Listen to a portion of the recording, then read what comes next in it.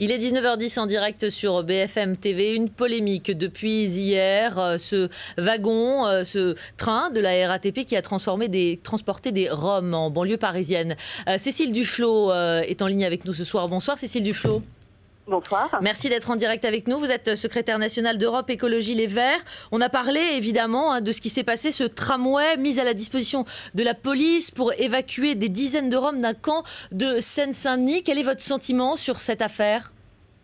Mon sentiment, c'est à la fois un sentiment de stupéfaction et d'écœurement. De stupéfaction parce que on imagine que la situation était tellement bloquée que des agents de la RATP ont cru bon, et je pense qu'en y réfléchissant, ils se sont rendus compte de l'énormité de ce qu'ils ont fait, de réserver un tramway pour évacuer des hommes, des femmes, des enfants.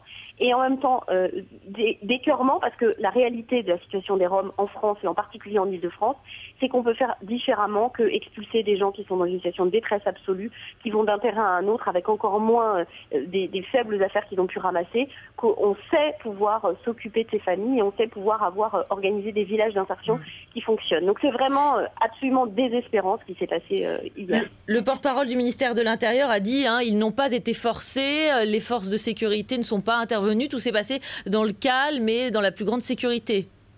Oui, enfin ça, là, c'est vraiment au-delà de se moquer du monde. C'est-à-dire qu'on a fait partir des familles entières d'une situation qui était déjà extrêmement périlleuse. On les a laissées en plein milieu de Bobigny, à côté du tramway, sans aucune possibilité de pouvoir simplement aller s'installer quelque part. Parce que la réalité, c'est ça, c'est qu'on les a simplement changés d'endroit.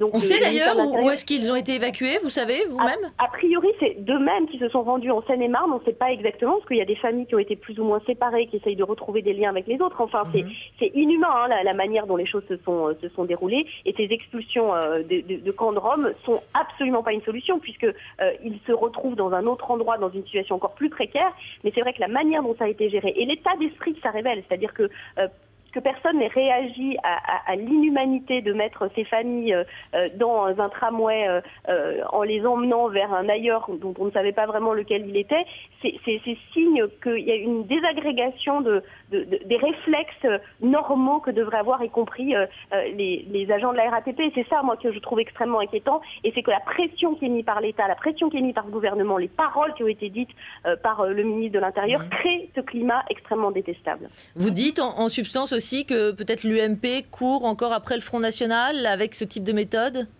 Mais oui, bien sûr, parce que l'idée, c'est en n'arrivant pas à répondre à la crise, qui est une crise réelle et qui est une crise fondamentale de notre modèle de développement, à laquelle des réponses à court terme sont absolument insuffisantes, on crée des coupables. C'est-à-dire qu'on fabrique, comme les propos absolument aberrants de stupidité de Frédéric Lefebvre sur la natalité responsable du chômage, on fabrique des coupables et on jette en pâture des populations qui sont pourtant dans une situation désespérée aux habitants de notre pays pour leur faire croire que ce sont eux les responsables de la situation. Et ça, c'est absolument ignominieux comme façon d'agir politiquement.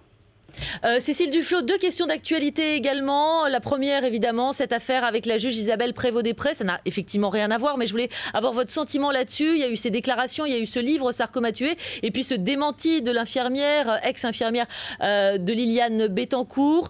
Qu'est-ce que vous pensez de tout cela aujourd'hui ? Ça sent la campagne ordurière, comme a pu le dire Alain Juppé ?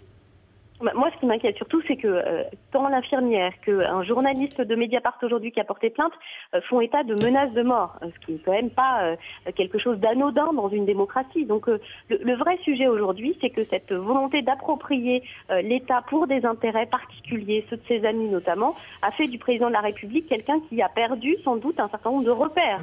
C'est d'autant plus exotique au moment où Luc Châtel veut réintroduire des leçons de morale qu'on se rende compte aujourd'hui qu'il y a une dérive au sommet de l'État et que c'est à ça qu'il faut mettre fin. Il n'empêche, il y a eu des mentis. Il y a eu des mentis, donc aujourd'hui on peut considérer qu'il n'y a plus rien, il n'y a plus d'accusation. Non, on ne peut pas considérer que les écoutes téléphoniques qui ont été demandées par la direction du renseignement sur un journaliste... c'est le monde qui sort aujourd'hui, oui. Exactement, ce ne soit pas rien, alors même que quand ces suspicions avaient été avancées, le ministre de l'Intérieur de l'époque avait dit que c'était un mensonge. Donc celui qui a menti, c'est le ministre de l'Intérieur. Celui qui a menti, c'est Bernard Soarcini, le directeur du renseignement intérieur. Enfin, il y a aujourd'hui, à la tête de l'État, des gens qui mentent et qui utilisent leurs fonctions de façon illégale. Voilà la réalité. Cécile Duflot, une toute petite question encore et on vous laisse défilé. Dominique Strauss-Kahn devrait être à Paris dimanche matin 8h35 à Roissy-Charles de Gaulle. Est-ce que, comme Martine Aubry, vous avez plutôt envie de prendre vos distances avec lui par rapport à son attitude vis-à-vis des femmes? Et est-ce que ça ressemble pas un peu à une opération de séduction vis-à-vis de l'électorat féminin, tout cela? Écoutez, moi, sur cette histoire, j'ai toujours eu des positions extrêmement froides. Je dis les choses telles qu'elles sont, c'est-à-dire dénuées d'affect. Et moi, je pense que Dominique Strauss-Kahn a une chose à faire, c'est à s'occuper de lui et de sa famille. Et que par ailleurs, je pense que le surcommentaire sur cette histoire n'est pas quelque chose de très agréable ni très positif pour quelque responsable politique que ce soit. Voilà. Merci beaucoup Cécile Duflot d'avoir réagi en direct ce soir sur notre antenne. Merci à vous. On vous laisse, on va enchaîner ce soir à 19h15 en direct avec notre invité également, Dominique Paillet. Bonsoir. Merci d'être en direct avec nous. Dominique Paillet, vous êtes centriste, ancien porte-parole de l'UMP et désormais ex-président de l'Office français de l'immigration et de l'intégration. Alors, moi j'avais envie de vous demander, ça date de quand tout ça? Il paraît que ça date du mois d'août, en pleine période creuse. Oui, écoutez, j'ai reçu un coup de téléphone très courtois, d'ailleurs, de Claude Guéant, je l'en remercie, qui m'annonçait qu'en haut lieu, pour reprendre ses propos, on avait décidé de ne pas me maintenir à la tête de la présidence de l'Office français d'immigration et d'intégration. Donc vous ne vous y attendiez pas? Je n'en ai pas été... Si, bien évidemment. D'abord, je n'avais pas demandé cette affectation. Ensuite, lorsqu'on me l'a confié, j'ai essayé de la mener à bien avec beaucoup d'investissements personnels, mais je l'ai menée à bien dans un cadre bénévole, je tiens à le souligner, puisque j'avais renoncé à toute indemnité qui n'était pas mince, puisqu'elle tournait autour de 4 000 euros. Ouais. J'espère d'ailleurs au passage que mon successeur restera sur cette ligne dans les temps de crise que nous connaissons, c'est je crois utile. Mais encore une fois, je n'ai pas été surpris pour répondre à votre question. Oui, c'est bien cela. Alors, moi, je veux simplement dire que ça n'est pas une surprise, pour répondre à votre question, car je soutiens Jean-Louis Borloo, qui est le président du Parti radical auquel j'appartiens depuis 1995, avec lequel je partage les campagnes électorales depuis 1989, celle de Simone Veil pour les européennes. Et donc nous avons ensemble un socle de convictions communes. Et je l'ai d'ailleurs dit à Nicolas Sarkozy en juin dernier, lorsque je l'ai rencontré en tête-à-tête, la dérive droitière de la politique que tu mènes aujourd'hui n'est pas ma tasse de thé et je ne peux pas la cautionner totalement. Tu restes mon ami et tu l'es encore aujourd'hui. Si je l'avais en face de moi, je le lui dirais, même si tu m'as viré. Mais honnêtement, tu te fourvoies, car ta politique est une politique de division et de stigmatisation, alors que dans les circonstances que nous traversons en France, il faut plutôt rassembler et bien évidemment regarder dans la même direction. Alors j'entends bien Dominique Paillet, d'ailleurs on va y revenir en parlant des Roms là dans quelques instants, mais une question, vous avez le sentiment que vous payez en fait tout simplement peut-être le prix de votre soutien à Jean-Louis Borloo avec cette éviction, ni plus ni moins? Ah mais bien évidemment, ni plus ni moins. Je ne suis pas le seul à le payer. Ramayad l'a payé avant moi.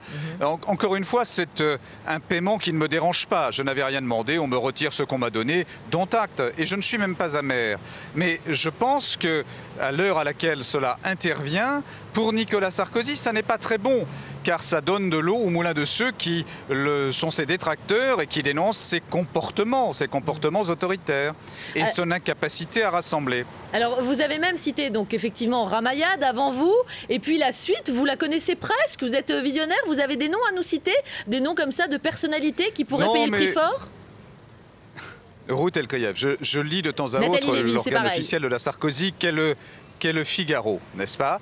Il y avait hier dans le Figaro une page extrêmement intéressante, l'apologie de François Bayrou par lui-même, mais parce que cela convient à l'Élysée et qu'il y a un deal évident entre le président du MoDem et Nicolas Sarkozy, qu'il a reçu 2 fois cet été, et puis des propos de Jean Leonetti, qui est un homme tout à fait respectable et même un ami, qui expliquait que Jean-Louis Borloo était prisonnier de son entourage. Tout cela pour justifier, bien évidemment, les tirs nourris à l'encontre de ceux qui soutiennent Jean-Louis Borloo. Car au bout du compte, Nicolas Sarkozy n'a qu'un objectif, c'est empêcher Jean-Louis Borloo d'être candidat pour lui permettre, et là il se trompe, de faire un excellent premier tour. C'est une analyse politique que je réprouve, je le lui ai dit, et puisque nous appartenons à la même majorité, lui et moi, nous sommes en désaccord sur cet élément d'analyse. Vous êtes en désaccord donc avec Nicolas Sarkozy, on l'a bien compris, vous vous tutoyez évidemment. Est-ce qu'il vous a quand même passé un coup de fil pour vous saluer pour votre mission? Elle aura duré 8 mois, je crois, à la tête de l'office. Oh, écoutez, je ne lui demandais pas de m'appeler pour me saluer pour cette mission. Je demande simplement à Nicolas Sarkozy de se souvenir qui, dans les moments difficiles, était à ses côtés. Il y a beaucoup de sarkozystes qui sont aujourd'hui piétinés, je n'en fais pas partie, je tiens à le dire, et leur amertume, je la comprends et je les soutiens dans leur démarche qui consiste à s'isoler. Alors justement, tiens, il y a ce livre, Sarko m'a tué, on l'évoquait à l'instant avec Cécile Duflot, vous n'êtes pas cité, mais ce pourrait presque être le cas. Oui, non, vous savez, moi j'existe sans les fonctions qui viennent de m'être retirées. Encore une fois, je ne les avais pas demandées, elles étaient pour moi bénévoles. J'ai un vrai métier qui m'occupe beaucoup et j'ai un engagement politique qui a toujours été constant. Lorsque cet engagement politique sur les convictions que vous connaissez m'ont fait cheminer avec Nicolas Sarkozy parce qu'il semblait les partager, je n'avais aucun scrupule à le faire. Aujourd'hui, il diverge de ses convictions, je suis auprès de celui qui les représente le mieux. Dominique Payet, dites-moi, on parlait de Jean-Louis Borloo. Alors, quid du patron du Parti radical? Il n'est toujours pas décidé. Vous citiez à l'instant François Bayrou qui dit d'ailleurs ne pas croire à sa candidature. Attendez, Ruth El-Khrief. Nathalie Lévy, c'est pas grave. Jean-Louis Borloo est décidé. Il n'est pas déclaré, mais il est décidé. Et non seulement il est décidé, mais il est déjà en campagne électorale. Il suffit de regarder l'été qu'il a passé à être sur le terrain. Il fera des propositions aux Français à partir de la deuxième quinzaine d'octobre, tout simplement parce qu'aujourd'hui les Français sont submergés d'informations sur les primaires socialistes et qu'il est inutile, lorsqu'on n'est pas dans le champ de ces primaires, d'essayer de s'imposer à leur attention. Donc Jean-Louis Borloo chemine, il est décidé. Ça fait un moment qu'il chemine quand même. Non, mais quel intérêt aurait Jean-Louis Borloo à se déclarer aujourd'hui ? Monsieur Bayrou ne s'est pas déclaré aujourd'hui, que je sache. Mais et il y en a bien d'autres qui sont dans cette situation. Hervé Morin apparemment lui met un petit peu la pression, non? Le président du Nouveau Centre, il aurait dit qu'il pourrait encore envisager sa candidature. La présidentielle, Ruth El-Khrief, la présidentielle, c'est la rencontre d'un homme avec un peuple. Ouais. Jean-Louis Borloo est en route pour cette rencontre. Il choisira le moment auquel il s'exprimera devant le peuple pour officialiser sa candidature. Mais je vous assure qu'aujourd'hui, elle est pour tous ceux qui cheminent avec lui totalement actée. Bon, alors refermons ce dossier. Je voudrais juste vous faire réagir sur deux choses. D'abord, votre successeur probable, donc apparemment s'appelle Arnaud Klarsfeld. On sait qu'il est proche du couple présidentiel. Un commentaire peut-être, un mot d'encouragement à lui adresser ? Écoutez, il va prendre une maison qui est remarquable, dans laquelle il y a près de 1000 agents qui sont égaillés sur l'ensemble du territoire national et un peu à l'étranger, qui travaillent dans des conditions de statut social extrêmement compliquées. Ce sont sans doute parmi les fonctionnaires les moins bien payés, les moins bien considérés de la fonction publique d'État. J'avais pour objectif d'essayer de revaloriser leur situation et ils le méritent. Car avec la RGPP, ils sont sans arrêt moins nombreux pour faire face à des obligations qui sont sans arrêt plus lourdes, compte tenu de l'évolution permanente de la réglementation et de la législation dans le domaine de l'immigration notamment. Alors, par conséquent, qu'il soit attentif à ses personnels, et le conseil que je lui donne, c'est de rester sur la ligne que j'ai imposée à l'OFII, renoncer aux indemnités. C'est un grand serviteur de l'État, il vient d'être nommé au Conseil d'État, il n'a pas besoin de cela en plus. Alors justement, à l'OFII, vous regardiez de près la situation des Roms, ça fait la une de l'actualité aujourd'hui, cette polémique après ce tramway de la RATP qui a été mis à la disposition de la police pour évacuer des dizaines de Roms d'un camp de Seine-Saint-Denis. Qu'est-ce que ça vous inspire? On a vu que ça crée clairement la polémique, que les réactions étaient très vives. Ça rappelle même des souvenirs de 39-45 à certains. J'ai été, comme un certain nombre, effectivement choqué. Qu'il y ait à l'encontre des Roms en situation irrégulière et occupant de manière illégale le domaine public une action pour les évacuer, c'est tout à fait normal et je l'ai toujours soutenu. Que ça se fasse dans des conditions humaines respectables, c'est indispensable. Ce que je veux dire, c'est que le problème n'est pas là. Les Roms vont sans doute rentrer pour partie chez eux, nous les retrouverons dans quelques temps sur notre territoire. Vous aviez déjà... Tout cela, c'est une question de casting, ou en tout cas d'occupation des journaux télévisés. Mais je pense que la population en a un peu ras-le-bol, je le dis très sincèrement.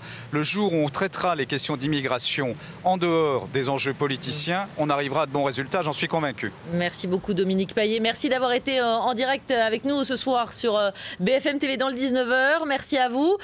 Dans moins de 4 minutes, c'est un nouveau journal complet avec Jean-Rémy Baudot et puis la Libye qui fait la une le jour d'après à Paris. Mais sur place, Mouammar Kadhafi continue de donner de la voix. Il appelle à poursuivre la résistance. Ce sera au cœur du face-à-face entre le géopolitologue Frédéric Ancel et Jean-Marc Tanguy, les journalistes au magazine Red, spécialistes des questions de défense. Ils m'accompagnent sur ce plateau dans un instant. À tout de suite.